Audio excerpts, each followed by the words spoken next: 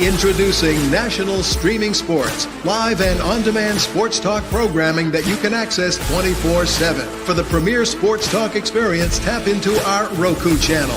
Start your mornings with Mac and Jack covering all the weekend sports action. Then pour a cup and enjoy all the sports you can drink on the Coffee and Sports podcast. At midday, talk sports from east to west on the Coast to Coast podcast. Followed at night by some hot girl talk with Prim and Proper Sports featuring Sonia Pearson. Talk boxing on the Gloved Fist. Yankee fans tune in for Start Spreading the News. And there's more on the College Sports Huddle and Sports Scope with Robert Butler. There are 20 podcasts in all and 70 weekly shows giving us a 3.4-star viewer rating. To find us on Roku TV, search for National Streaming Sports on the Roku search bar. Click on the logo and you're in. National Streaming Sports, live and on-demand sports talk for America. Good morning and welcome to the Mac and Jack Show. I'm Sonia. I'm joined here by Jack. Good morning, Jack. Hope you are doing great today on this bright Wednesday. And of course, we got some breaking news as we try to keep you guys updated. Make sure you download the Roku app so you too can be in the know when we are live 24/7 sports without the cost of cable. Of course, all of our shows in honor of Mac, our great producer and friend. Jack, this was a shocker. Yesterday's news, Major League Baseball Commissioner Rob Manfred announcing a significant policy change in Major League Baseball, stating that permanent ineligibility status for players, coaches, and owners banned from the sport will be restored upon their death. Now, what's so historic about this is this paves the way for iconic figures like Pete Rose and Shoeless Joe Jackson to finally get their possibility of being entered into the Hall of Fame. Yeah, I would call it broken news, Sonia. It happened yesterday, so I wouldn't call it breaking news. Broken news. It's broken news in more ways than one. We didn't get to tell it. It was breaking for us. And the Pete Rose saga, just when you think it's ending, this is finally it. He's going to get in the Hall of Fame. We're not going to debate it anymore. Might just be beginning. As you'd like to put it, Sonia, this is not a no-brainer that he's going to get into the Hall of Fame. There are different voting committees. There's certain resentment towards him. He might not get the votes. Major League Baseball botched this up from the beginning. And do I have any sympathy for Pete Rose? None at all. The man was a pathological liar. A pathological liar all these years. He completely lacked character. And what Major League Baseball did by banning him from the Hall of Fame was wrong. They could have banned him from the sport itself, from participating as a manager, a hitting coach, or whatever other position he might hold. That was fine, but the Hall of Fame had nothing to do with keeping him out because he bet on his team to win and maybe bet on some other games as well. That's wrong. I get all that if they wanted to suspend him.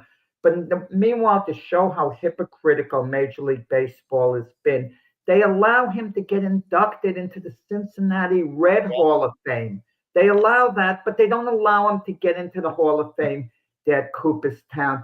Pete Rose tarnished virtually every Hall of Fame ceremony from the point that he was banned. And Johnny Bench said it best, his great teammate on the Cincinnati Reds. When Johnny Bench got inducted into the Hall of Fame, Johnny Bench said, people would come up to me. The first thing they'd say was, John, congratulations. Right after that, they said, you think Pete Rose belongs in the Hall of Fame? Who gives a darn? This is their big moment. No one should be distracted talking about Pete Rose. And I'm going to tell you, I'm not sure who the Hall of Fame class is going to be, when Pete Rose is eligible that first year. It's different years according to different committees. But if he gets in that year, I wouldn't want to get in the same year as him. And even if he doesn't get in, it's a distinct possibility he won't, at least in the beginning, he won't get the votes. All these Hall of Famers are going to hear this talk about Pete Rose, Pete Rose, Pete Rose. Now, I know I'm being a little long-winded now, but I heard when Pete Rose, from a lot of people, when Pete Rose was alive, they're waiting for him to die. That's what Pete Rose said himself. That's when they'll probably put me in. Oh, wow. I don't think that was the plan of Major League Baseball at all. it was one individual by the name of Donald Trump who made a big fuss out of it He did. recently. He And did. that's why Major League Baseball all of a sudden bent. And they're not saying they're doing it for Pete Rose. They're making one rule for all deceased, you Yeah. know, people who Shoeless could. Joe Jackson, of course, another person. He's been controversial, but believe me, every year that the Hall of Fame was taking place, the people getting inducted were not asked, do you think Shoeless Joe Jackson belongs in the Hall of Right. Fame? They're always And asking about Pete Rose. Yeah, I wouldn't want somebody kind of raining on my parade either, Jack, by bringing him up. I mean, years of denying this gambling scandal since 1989 when they basically banned him for life about the investigation revolving him and an attorney they had, John Dowd, that basically he'd bet on baseball, including games that he played himself with his own team, Jack. And then he denied it for so long until during a private meeting in 2002 with the commissioner, Bud Selig. And then publicly, he finally comes out in 2004 in an autobiography, My Prison Without Bars, where he basically cleared his conscience, Jack. And so I don't know, a lie that's been going on that long publicly, and the audacity, as my grandmother used to say, the unmitigated gall of him to basically spit in the face of MLB. I mean, I don't mean to speak illy on the deceased, but it is how he lived, Jack. yeah, I don't know whether he had a conscience to be cleared, Sonia. I Oh, don't wow. know. Maybe he did, maybe he didn't. I don't know. I don't know. But Pete Rose was in denial, lying about this for so long. Okay, he came clean after a while. And even Rob Manfred, checked him out years before Donald Trump said what he had to say to see whether he would reconfigure his life. Pete Rose had a terrible gambling addiction, with all sports, obviously. But it was more important for Pete Rose to continue his gambling habits, continue with the same lifestyle, as it was to reconfigure his life and try to get into the Hall of Fame. Look, in the beginning with Bart Giamatti offered Pete Rose a deal where he would get suspended for X amount of time, maybe being eligible like for 7 years or whatever, but then could get back in. All Pete Rose would have had to say in the beginning, look, I made a mistake. Gambling is an addiction and so on. You can bet, but within limits. I couldn't keep it within limits, and just show he was a little bit contrite, and he would have been on long ago. He would have been in long ago. Keep in mind, Pete Rose was one of the most beloved figures, but Major League Baseball did foul this whole thing up. They had no business keeping him out of the Hall of Fame to begin with. Meanwhile, they have his memorabilia in the Hall of Fame. But Pete Rose can't have a plaque in the Hall of Fame, but he could have his bats and other things in there where people could view, anything with a Pete Rose being exhibited. It's hypocrisy. Yeah, Like I that's said, wild. I they didn't know that. hurt other players who are getting in the Hall of Fame. They shouldn't have to deal with the Pete Rose denials, and everything involved with it. And Pete Rose turned out to be the big loser in this because he's never going to have this moment while he was alive. I mean, he might look at it from up there and view it sometime. Who knows? That's another issue in itself. From a higher power, which I don't want to, I shouldn't have maybe even brought up. But Pete Rose, It's okay, Jack. never, I mean, there is one, so. right. But Pete Rose is never going to enjoy this moment with his contemporaries being able to ever soak in the adulation. His family is pushing forth, and they might be able to enjoy it. But it's what is, the Leo DeRocha, famous baseball figure, he got inducted into the Hall of Fame after he passed away, and he wanted to get in very badly. And he said, if I don't get in while I'm alive, I don't ever want to be put in. But his family did show up and accept for him after. But that was different. Leo didn't do anything scandalous. per Well, se. I started just being Leo DeRocha. mhm. Well, I mean, good morning to you, H. Thank you for supporting us this morning. The one thing, there was other issues that Pete Rose had facing as well. We won't get into those outside of the gambling. But the good thing about this, Jack, I guess, is like out of sight, out of mind. We don't really have to worry about his eligibility until 2028, which would be the earliest that he would be considered to be able to be in the Hall's Classic Baseball Era Committee meeting, which considers those players who made contributions before 1980. So in another 3 years, we'll perhaps be speaking about him now officially. No, Sonia, no. You're naive here, Sonia. You think you could take this and put it in a drawer and leave it there and get to it later? Yeah, No, what do you think they're going to be talking about this summer at Cooperstown? for the next Pete years. Rose. I Now know. and players and executives, et cetera, who are going to be eligible to vote. Reporters are going to be talking to them, and they're going to find out there's a very real possibility Pete Rose doesn't get the votes, and we're going to hear the controversy. The Pete Rose, saga's come back. It's come back. It died down for a while. We'd accepted it just wasn't in. That's that. We finally got tired of talking about it after decades. We finally got tired of talking about it. But Well, now he just passed away last year, Jack. I mean, he just passed away last year, and he still is the all-time hit leader with 4,256 hits. Like no one's come close to that yet. he deserves to get in. We're not arguing that point, Sonia. Anyone who doesn't vote for Pete Rose based on his baseball performance shouldn't be voting. That's not the reason he wouldn't get the votes. Everyone would vote for him on his baseball performance. Give me a break. The all-time So then we just go the ahead most and hits in the career. They're not voting for him because they're still people who don't vote for him are still going to hold it against him because he bet on baseball. I know. Or he lied on baseball. I know. And never mind those voting might have character issues themselves. Yes, and that's why we're like he just passed away last year and is now all of a sudden, like you said, the administration we have, Trump mentioned it. It's got a lot of trajectory behind that once his name got back out there. Like they're going to keep pushing this. And even though, the stats are the reason why he's going to get in, you and I may as well just accept no matter what happened, no matter about the ban, he's going to get in posthumously. And that's going to be that. But let me tell you what Rob Manfred did. It reminded me about what Mountain Landis did, the commissioner of baseball in 1961, when it looked like Mickey Mantle and Roger Maris were taking aim at Babe Ruth's home run record. And it looked like they could break it. In the 1961 baseball season, they changed the rules.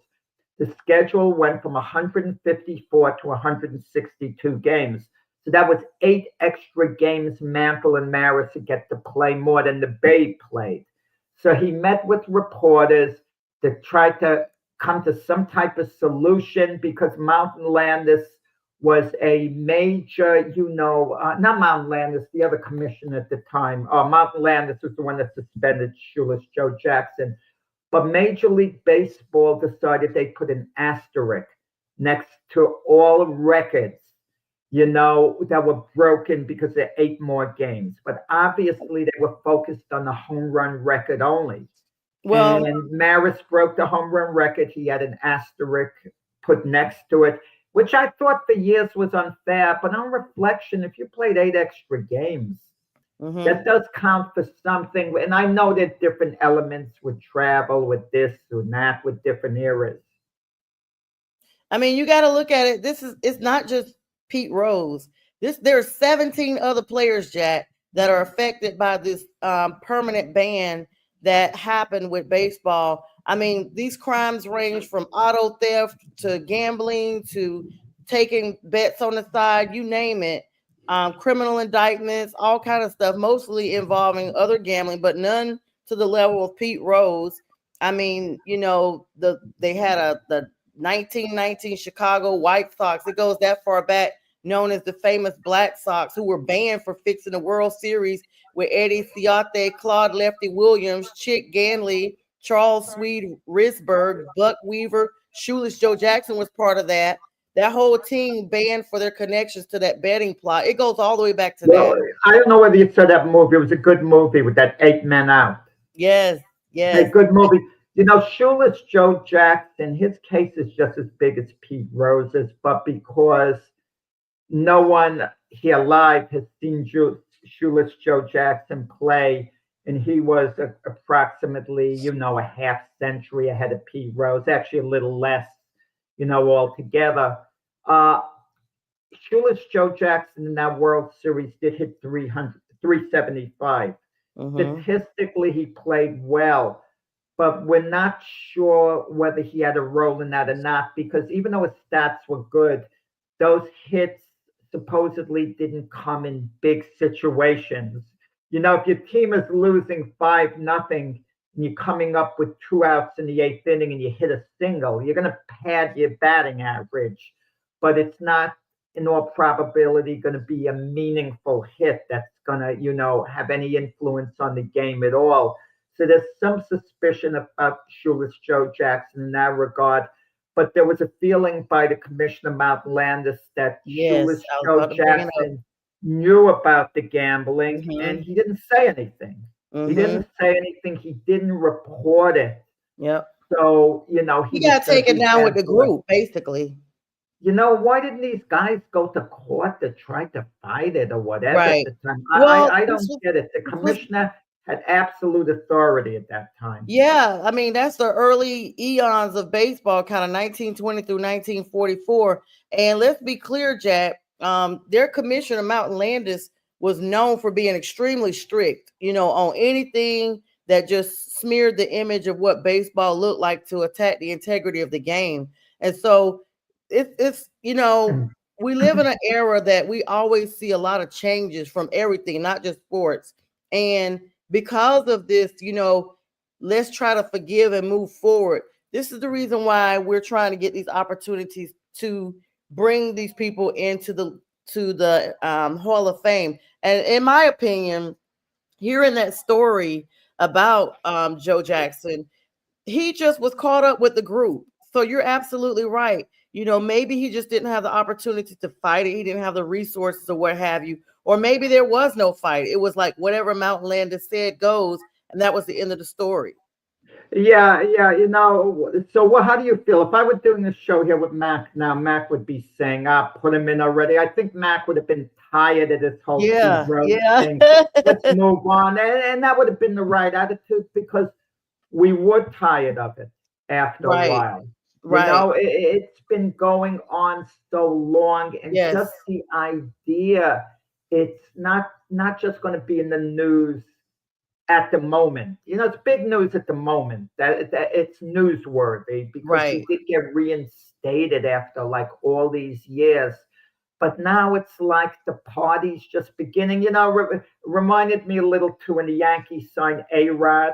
Derek Jeter wasn't too thrilled about it. You could tell, but he went to the press conference as the captain. And when the press conference began, A-Rod's wife at the time said to Derek Jeter, the party's all over. Meaning all this talk, and Derek Jeter said, no, the party's just beginning. Knowing this is going to be in the news going forward. With the next There's nothing for it to be in the news about. Doesn't get to vote. It's just like, listen, Jack. There's nothing for this to be in the news about. This is my opinion. I'm going to play Max Advocate. We're going to have this little hashtag, Max Advocate. What would Max say? I'm going to say, as Max Advocate, I put him in already. This is how I really feel anyway. Put him in. We've talked about it for over 30 years, 40 years. It's happened. It's done. Okay, he's not going to enjoy it. He's not going to reap the benefits of what he would have reaped if he was here. Put his name in there. Everybody knows what happened. Let's move on. End of story. No, it's not that simple. You want someone to get in based on merit or whatever. They can't just put him in. The voters have feelings on certain things. They've already been feeling for 40 years about how they felt about it. It's either he's in or he's out. No, they didn't have a chance to vote on him. Major League Baseball kept him out. Now he's eligible Now Pete Rose has a chance to get in. He didn't have a chance So to you're get in saying for the before. next 3 years, they're going to keep talking about it until it's time to consider him being We're voted gonna, in. until he comes up for vote. Oh my Look, God. and then if Pete Rose gets in, they're gonna try to tie it in. Well, if he had issues, what about Right. Bonds, Clemens, Oh A-Rod? You Lord, you're know, right. their situation's different. Granted, their situation is different, but the morality issue the same way. If, you know, I don't. Yeah, I In all just honesty, I would vote for all of them myself, and not out of fatigue because they're great players. They're part of the history of the game, and Major League Baseball should have dealt with it. You know, otherwise, look, I would guess, Sonia. I never asked you this question, but I would guess. I know you said the other day Freddie Freeman's your favorite player. Was Hank Aaron your favorite all-time player? yes, Okay, definitely. I don't know why I 42, like guessed there's no that. disputing that. Atlanta, because I know you're an Yes, and Atlanta I'm a Braves Braves fan. fan since I was a kid before I even moved to Georgia. Like North Carolina doesn't have a team, so I grew up, the Hank Aaron stories I would hear. Like, yes, And we all knew Barry Bonds' issue. We all knew Mhm. it when he was chasing Hank Aaron's record. And the commissioner of baseball was Bud Selig, who was the owner of the Braves at one point, and a man who was very close with Henry Aaron, who revered Henry Aaron. Yet Bonds was allowed to continue on and break the record. But meanwhile, he's being kept out of the Hall of Fame. Sometimes morality issues come up. Look, I tried to draw a comparison to O.J. Simpson. If I was Oh, a vote on the Hall of Fame and he was up for oh vote my on the gosh. Hall of Fame, now it could be argued he was acquitted. He was acquitted. He lost a civil case, but he was acquitted of the crime he was accused of. I mean, is it as horrendous as what went on? uh, the crime that was committed against those people by whoever committed it. Okay, how's that? I'll Right. bring Go it up ahead by and put whoever that in committed there. it. Yes, But I but saw it but because O.J. Simpson, no matter what we might think of his overall character, it's is it football related? Do we just focus on football? That's what it's supposed to be about. But Oh, baseball has a little rule about character, this sportsmanship. But you have so many players that are so. Look, if a player gets suspended for hitting another player with a 100-mile-per-hour fastball, in the head, and they feel he absolutely did it on purpose, isn't that every bit as bad or worse than P. Rose betting on baseball? Think of it. this is how I am, and I hate to be this person because I know they say there's right is right and wrong is wrong. No matter what the wrong is, it's equally wrong. If there's a person that's a victim or if there's an entity that's a victim, it's still wrong. With baseball, MLB, that's the entity that was supposedly harmed because of Pete Rose's actions. When you look at it from the O.J. Simpson standpoint, or someone hitting someone with a fastball that's 100 miles per hour, and they deliberately did that, then you look at it like, okay, this is a person that suffered, you know, damage that they can't come back from, or they may have suffered loss of life or whatever. And for me, Jack, when you bring that point in, it does make it really interesting because I'm like, this is just the legal part of me speaking because everybody knows, if you're a doctor, a lawyer, or whatever, sometimes no matter what you do, if you're suspended, you are suspended for life. There's no coming back. You can make that one decision criminally that would take your license for the rest of your life, and no amount of good that you did after that would go back to the board and they say, okay, we're reinstating your license. That's how you look at it. With the O.J. Simpson situation, you do not, this is my thing, you do not settle a civil case if you are completely cleared of the criminal case. That's just me. Why would you pay all this money for a civil wrong I that don't was think he settled the case, Sonia. I thought he was just found guilty on that case.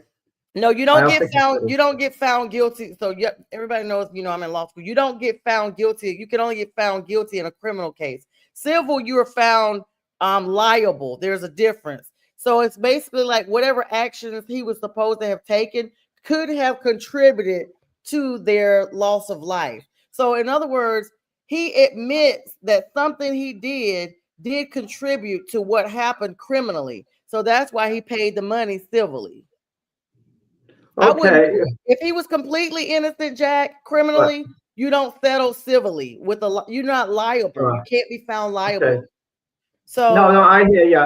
yeah, so that's different for but we me. did, Yeah, we OJ, did. no. Yeah, I don't know. OJ, these are people's lives, and I'm gonna say no, because you can't bring those people back.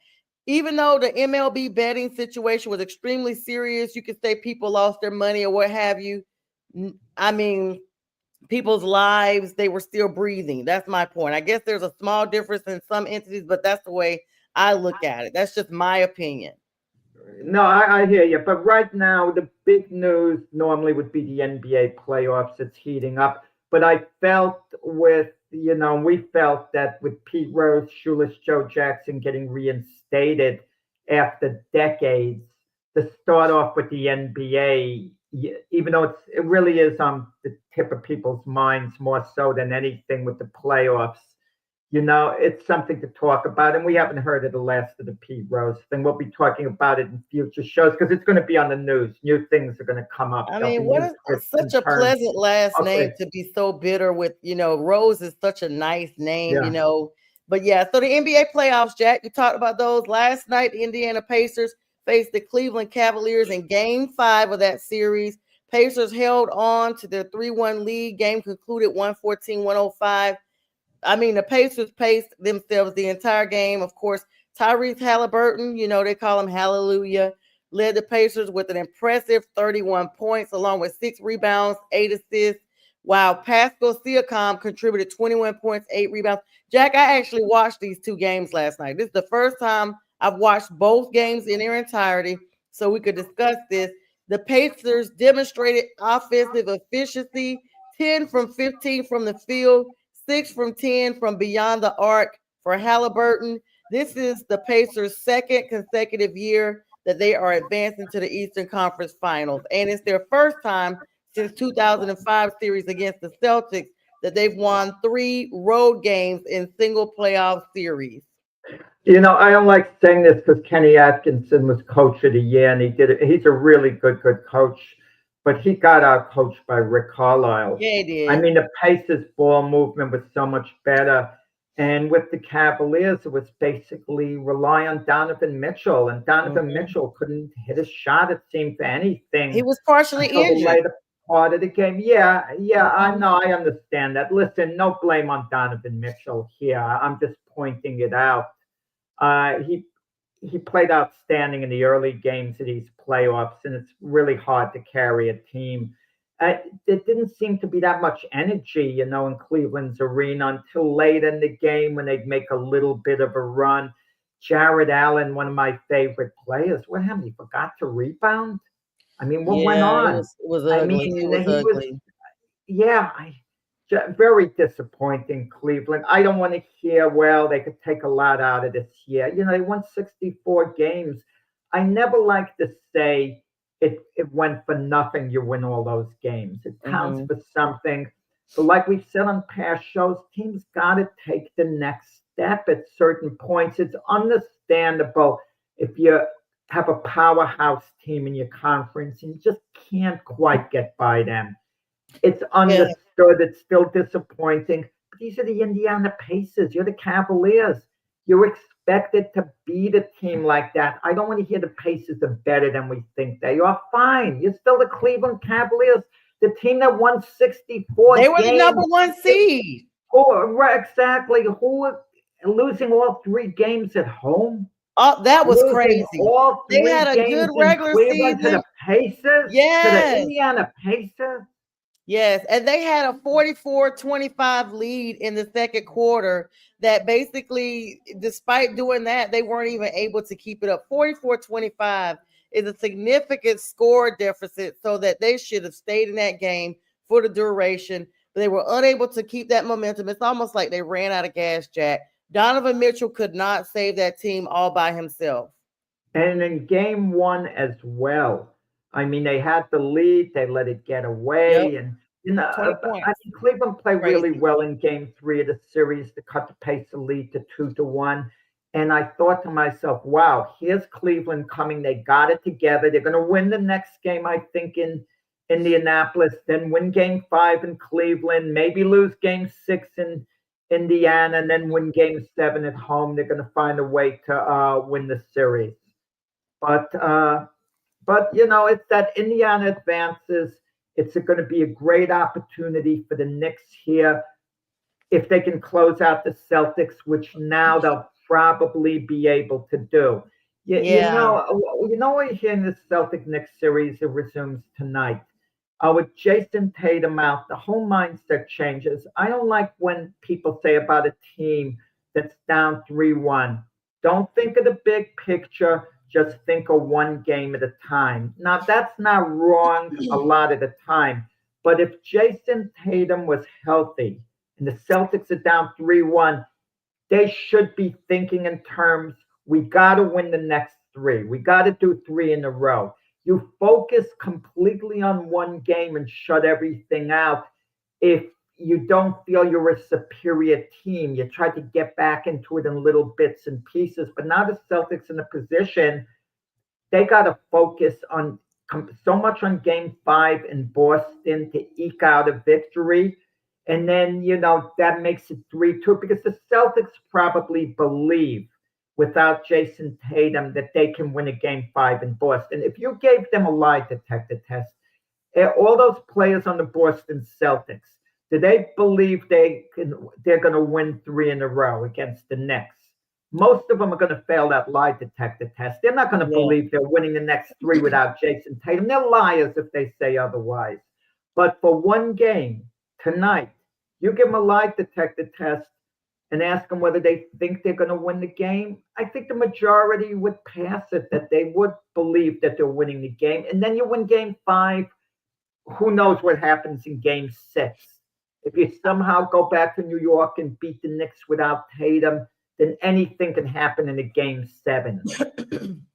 I don't know, Jack. I just feel, excuse me, Jason Tatum was not playing lights out like we were used to seeing. He was playing lights out when I talked about this. He did have that exceptional game that he scored 42 points against the Knicks. But, I mean, I would go in there if I'm the Celtics and be like, okay, he's not here. There's nothing we could do about it. We have to mount up, as they say, and literally pull all together and just get this done. Like, they can't say, oh, woe is me. You know, this is our excuse. Yeah. We're going to fold up like lawn chairs. These are the defending world champs, Jack. They're not going to just lay down. Not the defending world champions. No, with Jason Tatum out of the lineup, they don't have a championship pedigree. Jaylen Brown is not going to carry that team. Yeah, maybe for one game. Maybe for one game he can be sensational. They just need to take it one game at a time. He's not carrying them for 3 games. Yeah, tonight they can win the Celtics tonight. They have to win tonight. Well, they have to. It's a 50-50 proposition going back to Boston with this game. You know, for those who are going to say if the Knicks win this series, which they probably will do at this point, I don't want to hear, well, if Jason Tatum didn't get hurt, the Knicks wouldn't have won it. Keep this in mind.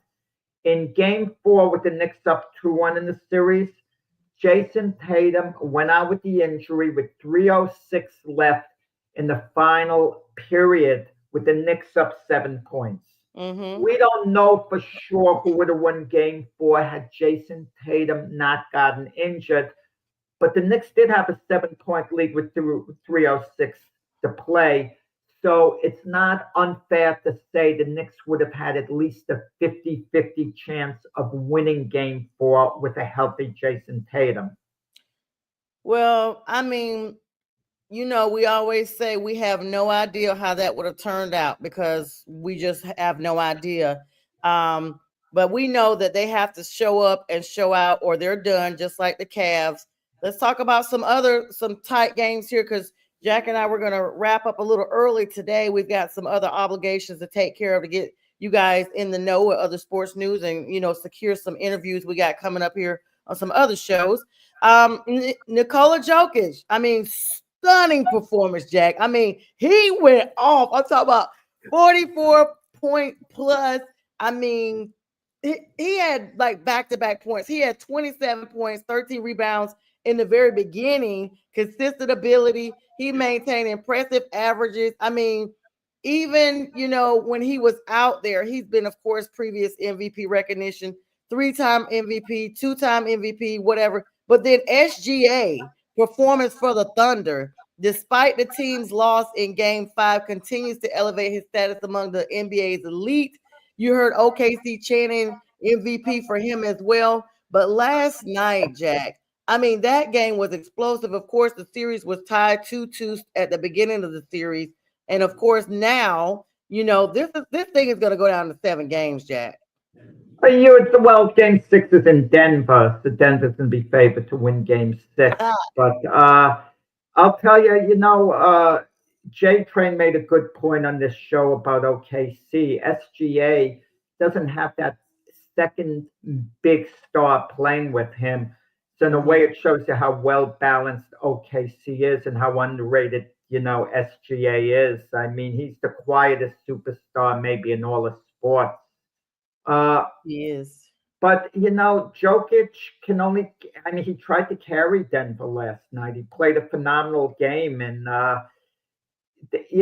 Denver just came up short. I mean, it's a terrific series going on, and you do get the feeling Denver is going to bounce back in Game 6, and then we're going to get a great, great Game 7. Yeah, and so we're looking at that now. As we get ready to wrap up here a little bit, the Warriors and Timberwolves, Jack. I mean, Steph Curry's been out for a greater part of this series already. Another make or break situation. I don't know if the Warriors are going to be able to sustain and pull this one out. I think Golden State is basically cooked without Steph Curry. They're not coming back 3-1. And Jimmy Butler is not all of a sudden going to carry them. And I think Minnesota, that they were so close last year. You wondered whether it was the time to finally, get to the finals. But I kind of like Minnesota to close things out tonight. And then what Minnesota would go on, to play the OKC Denver winner. And I wouldn't sell Minnesota's chances short, of going to the finals. Wouldn't that be ironic if we had a finals? Who would have thought the Indiana Pacers against the Minnesota Timberwolves? Ugh. I mean, who would have thought that, in the I don't want that series, a while ago. Indiana Pacers against anyone. If I'm the Knicks, what an opportunity. They could have to win the NBA championship. They should beat the Celtics now, the Knicks. Indiana Pacers are very beatable. And if they beat the Pacers, they could be playing the Timberwolves in the finals. Wouldn't that be something, Julius Randle against the Knicks and Karl Anthony Towns against the Timberwolves? That would be beautiful. For some reason, guys, let me just say, none of our comments were coming in until now. So good morning to Miss Linda. Good morning, Monkey. Good morning, Bistrilla.